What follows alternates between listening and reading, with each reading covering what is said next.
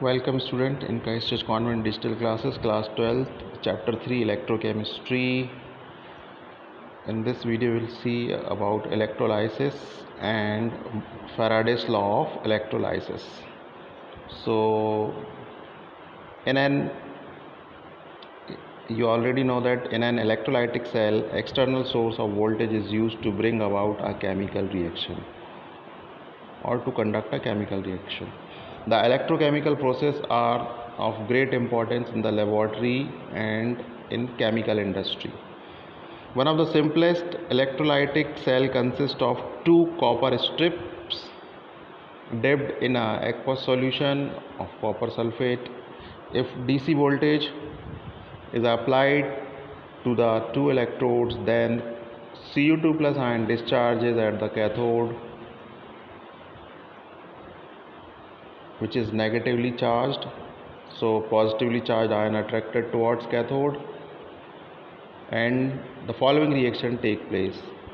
The Cu2 plus ion in aqueous medium gains 2 electrons from copper cathode and convert into solid copper and get deposited at cathode.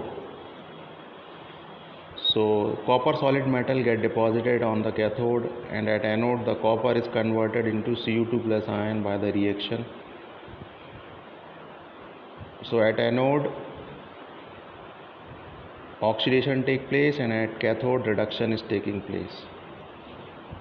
Thus copper is dissolved or oxidized at anode and deposited reduced at cathode. This is the basis for an industrial process in which impure copper is converted into pure copper of high purity. The impure copper is made an anode that dissolves on passing current, and pure copper is deposited at the cathode.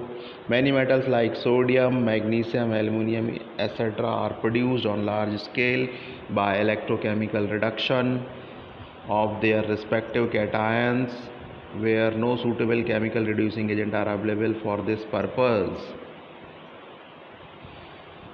So copper, sodium, magnesium, aluminum are the metals which are refined by electrolytic process.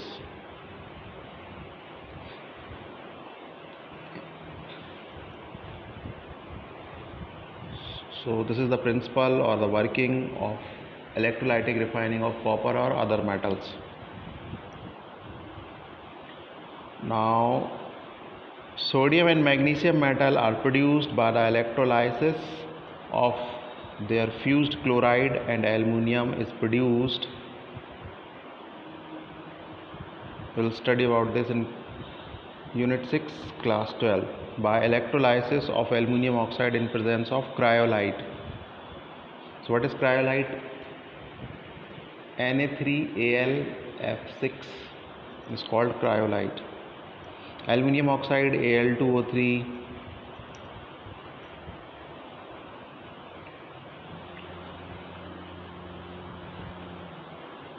Now, qualitative aspects of electrolysis. Michael Faraday was the first scientist who described the quantitative aspect of electrolysis. Now, Faraday's law also flow from what has been discussed earlier. Now, as per Faraday's law of electrolysis, which are based on his extensive investigations on electrolysis of solution and melt of electrolytes,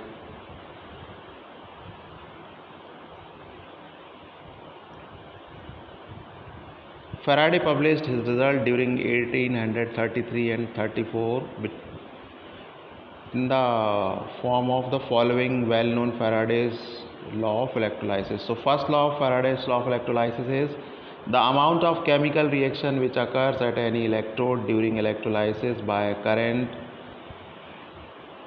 or charge is proportional to the quantity of electricity passed through or charge passed through the electrolytic solution or its melt.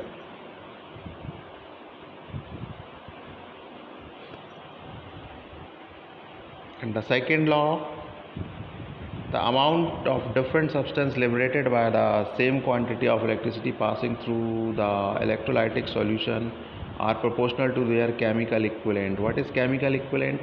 Atomic mass of the metal divided by number of electrons required to reduce the cation of that particular metal.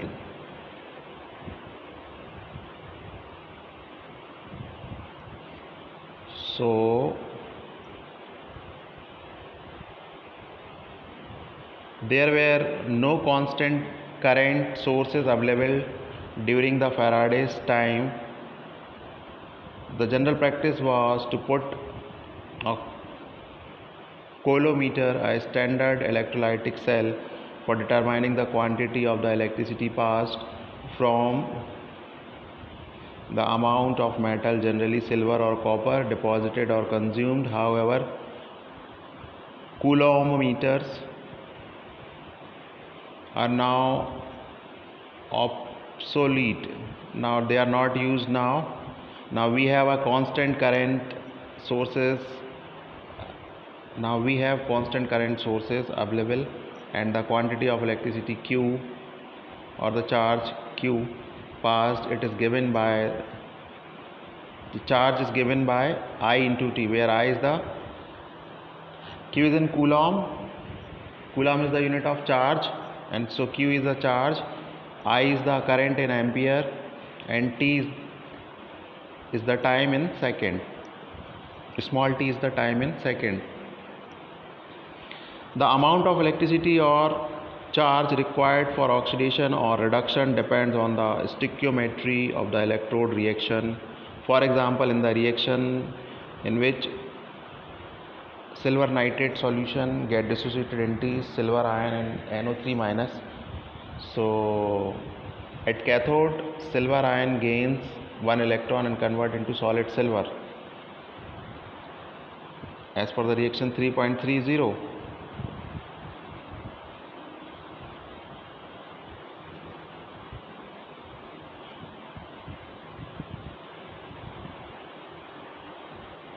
Now 1 mole of electron is required for the reduction of 1 mole of silver ions. We know that the charge on 1 electron is equal to 1.6021 into 10 raised to power minus 19 coulomb. Therefore the charge on 1 mole of electron is equal to Na into, what is Na? Avogadro number, into 1.6021 multiply 10 raised to power minus 19 coulomb. So what is the value of Avogadro number? Na is 6.02 10 raised to power 23 per mole multiplied by 1.6021 into 10 raised to power minus 19. So the value of C is 96,487 coulomb per mole. This quantity of electricity or charge is called Faraday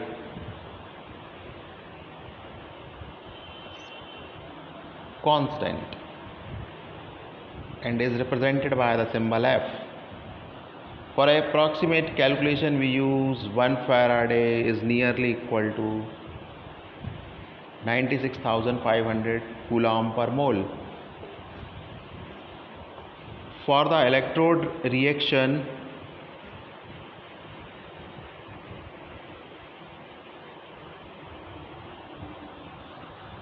magnesium ion in liquid state gains 2 electrons and converted to solid magnesium. Similarly, aluminum ion in liquid or in aqueous solution or in molten state gain 3 electrons and convert into aluminum solid.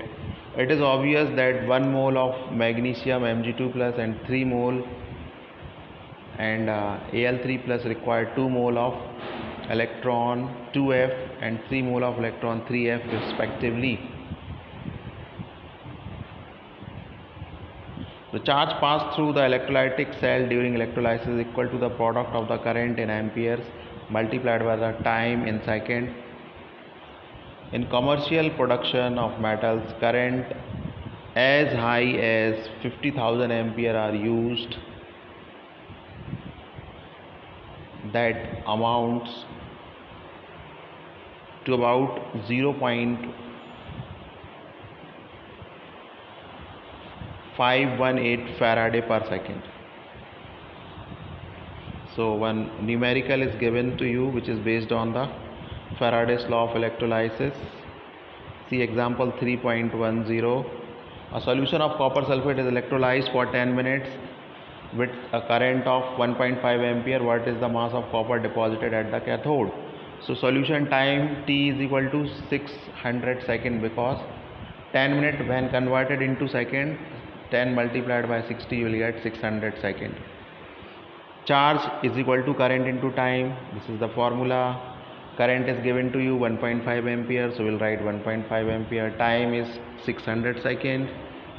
So when we multiply 600 by 1.5, we'll get 900 coulomb charge. Now according to the reaction taking place at cathode is, at cathode, copper Cu2 plus ion which is present in aqueous solution will gain 2 electron and convert into copper solid metal which get deposited on cathode.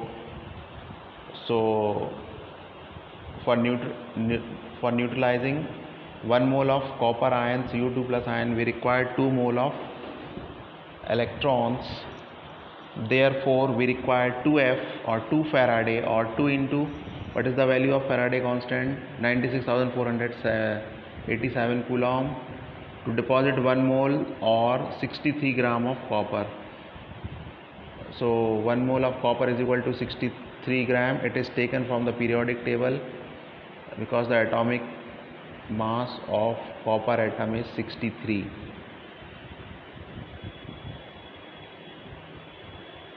So for 900 coulomb, the mass of copper deposited 63 gram per mole multiplied by 900 coulomb charge divided by 2 into 96,487 coulomb per mole. So it will be nearly about 0.2938 gram. Thank you for watching video. This much in the present video. See you in the next video.